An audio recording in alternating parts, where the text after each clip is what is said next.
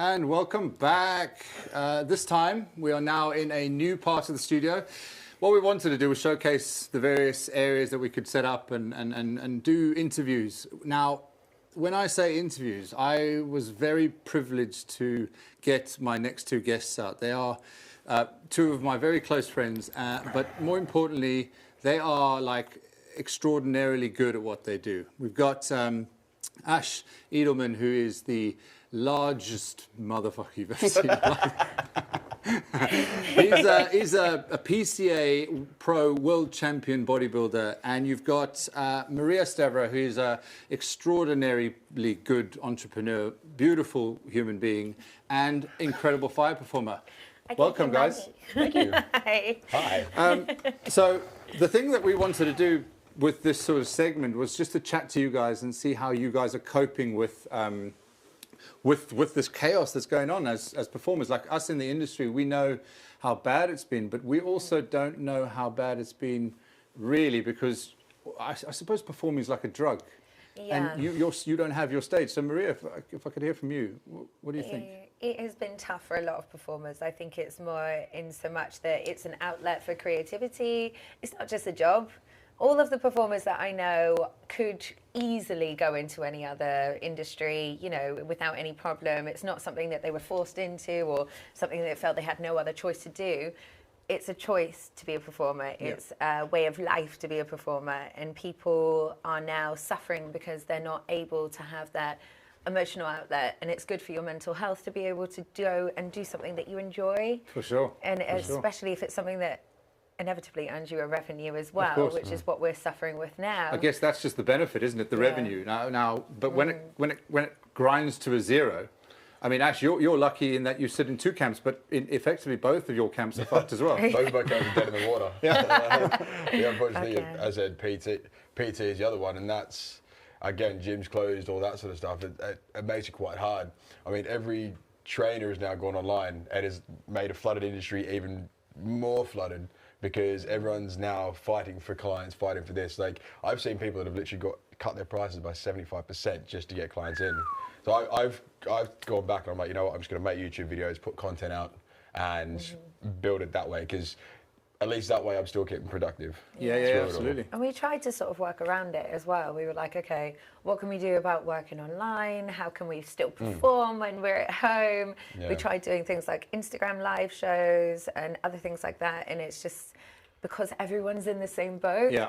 No one can afford to go, do you know what, I'll give you your regular money. The amount that you should get for doing that particular job is just not sustainable whilst everyone's in the same boat. I would just like to point out, Mike, if you could just focus the camera on me for a second. They are a couple, which is why they're on the other side of the studio. And also point it on the ring. Yeah, they are married. They are married, and that's why We're allowed I'm to share 2 a meters. bed. It's fine. Well, she gets 3/4 of the bed. I'm usually off to the side. Is that the same? What's that all about? I woke up this morning in the same place. I fell asleep, but she was dead set.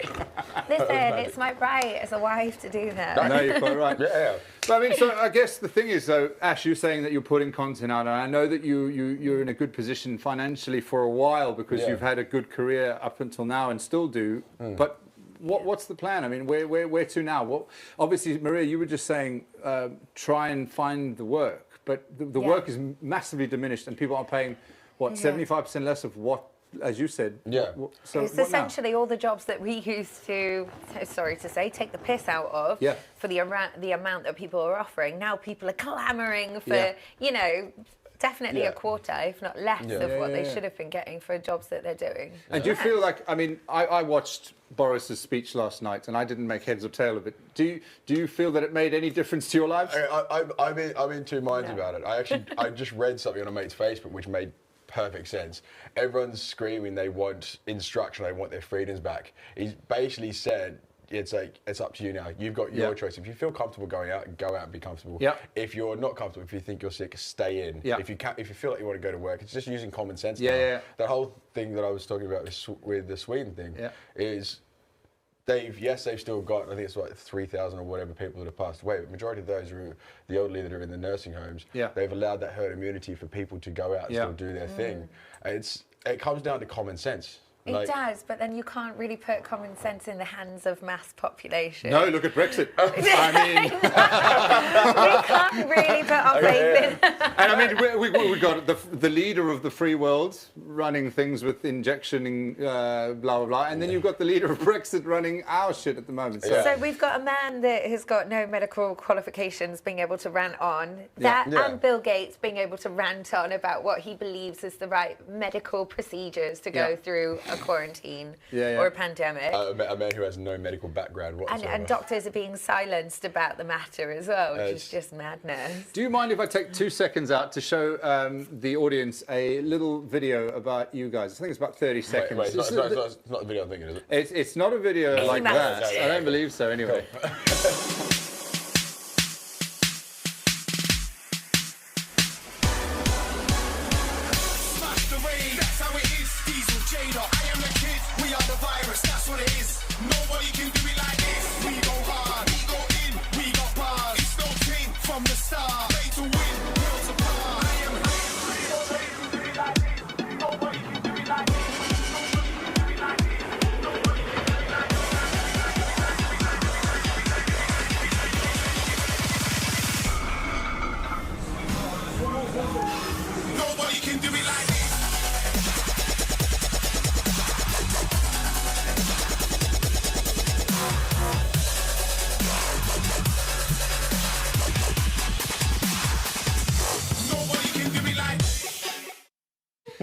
And there we go. I mean, come on. Like, what the hell was that? I mean, that's impressive, man. Like, I've got a couple of questions here that I want to cover, if that's all right with you. We've got, I should have probably covered them earlier. We have got a question from Michael Crane. When do you think the events industry will get back to normal? So for me personally, I've had a client who I trust implicitly has given me the advice of, you know, to hanker on as it might be possible for September, potentially, for smaller events. Plan for it, but equally the likelihood is that 2021 is something that we'd be looking at for like larger scale events. So vaccine-based premise, essentially. We're not going back to normal until there's a vaccine. I think we should be looking at alternative options. I don't think we should be putting our eggs in the basket of let's wait until the events start up again. We should be looking at how can we, like what you're doing now, how can we progress, how can we work within the remit that we've got at the moment, and what you've done by creating this is amazing. So well done to you. Well done to you. I know, for us, I know there's certain things like, I know bodybuilding competitions, some have still been running. I know with Two Bros, so the one I was meant to do before lockdown went in, they've started advertising for August, those competitions, but things like Forbidden, I mean, I'd love it to go back to what it was as soon as possible. I think it'll be the reverse of what they tried to do, whereas max 500 capacity and then obviously building slower, but again, everything's up in the air. Because I think just to explain to everybody, Forbidden is a, how would you describe it, male variety show? It's, like Magic Mike makes Cirque du Soleil. So it's you've got the element of strip through, obviously you take your kit off, we don't show everything. It's erotic circus. It is erotic circus, but we're all circus performers as well. So I'm a fire performer, one of the boys does pole, another one sings, another one... you're also into Dragon Star? Yeah, I do Dragon Star. Yeah, are you still practicing that? Yeah. I mean, I've actually got to do a bit more of it. The past couple of weeks have been a bit manic, but we're definitely, as we've got more time. Still. I was going to say, I didn't mean to. Thanks for coming in and your really busy schedule. I'm literally. I mean, besides twiddling my thumbs. Got 5 minutes more. Besides twiddling my thumbs and doing my hair, whatever I have left. See, as you can see, I've had a problem with that, with doing my hair thing. You look no different. I like finding a barber that's prepared to come around that's anti-COVID, you know. Right, let's have a look. Can these slides be downloaded for our reference? Yes, they can. We'll make them available to you after the event. Don't know how yet or how long that will take, but we will get that done. We're working on the automation of it. Good. Everybody's saying they're loving it. Okay, we're all conspiracy theorists. Yes, we are. We are indeed. We love a bit of a conspiracy, don't we? I mean, oh my God! Don't get him so bold. Oh no! Let's get him started. There are so many different ways this could go. Like everyone go.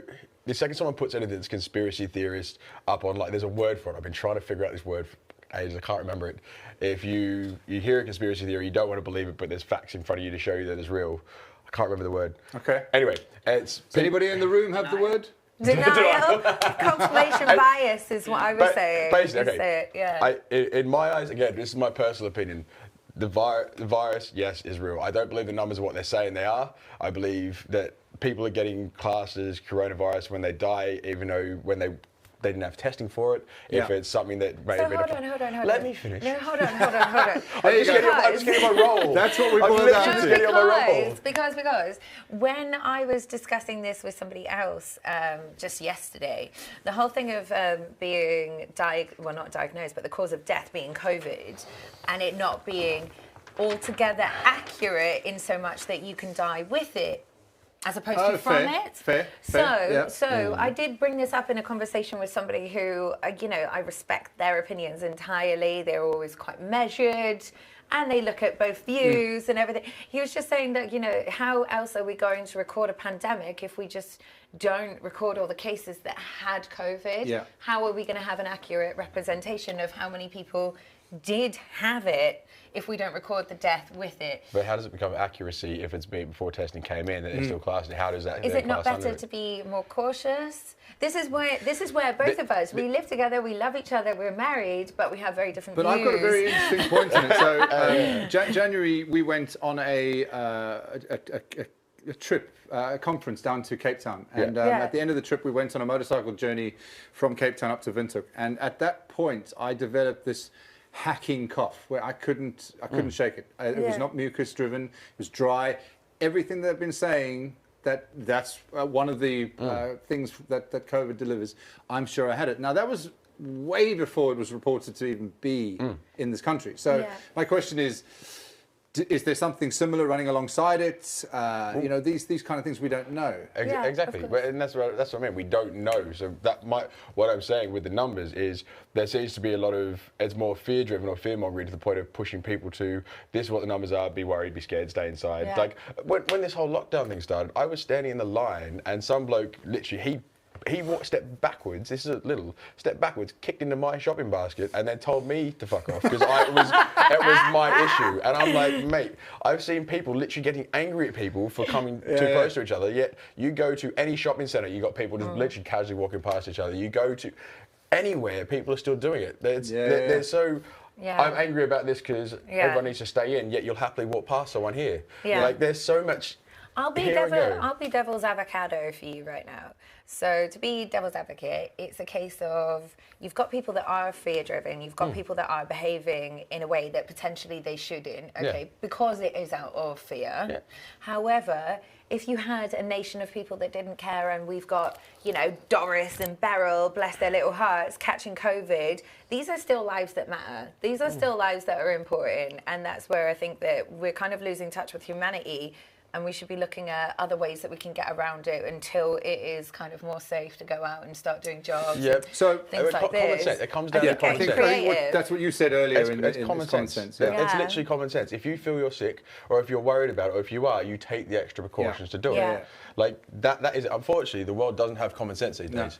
Literally don't have. There's an extra layer of complexity that throws in this economical situation where you've got workers that are furloughed who'd love to go to work, but they can't. They're forced not to, and it's difficult, I think, for a number of reasons. But I think common sense is the word I'm going to take away from this.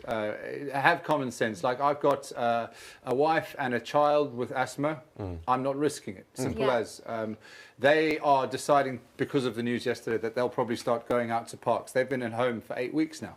So they'll probably start going out to parks. Now you've got to start watching the kids and who they interact with and all that thing. Again, it's common sense. It's now integrating with society again to make sure that we are safe, as are they. Of course. I mean, for me, again, just because my view is this, doesn't mean I still don't follow the rules and go, you know what, that's what it is. That's just my belief of how this thing is.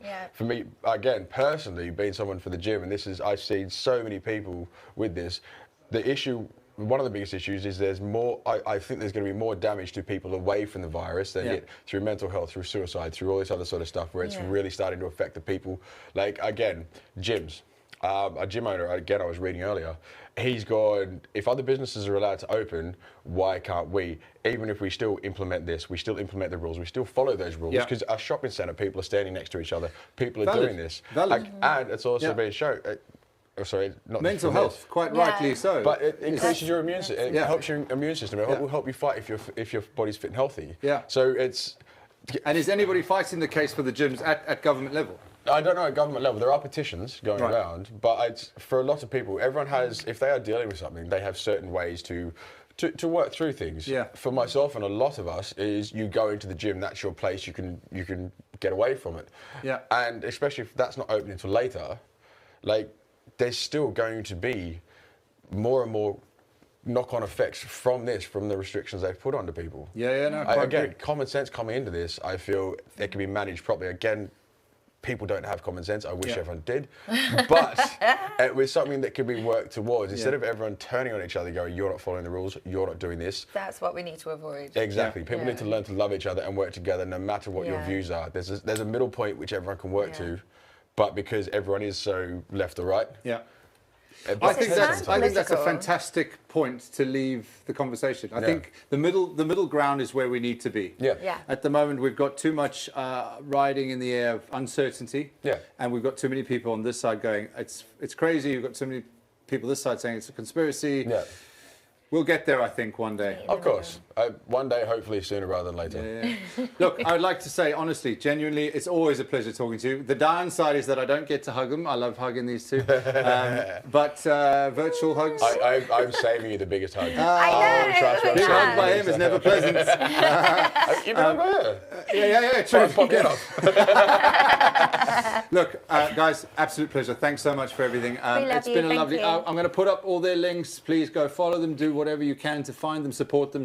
The performance industry really needs assistance, just like the events industry, the whole of the hospitality industry. So anything that anybody can do in terms of following them, I'd be hugely grateful.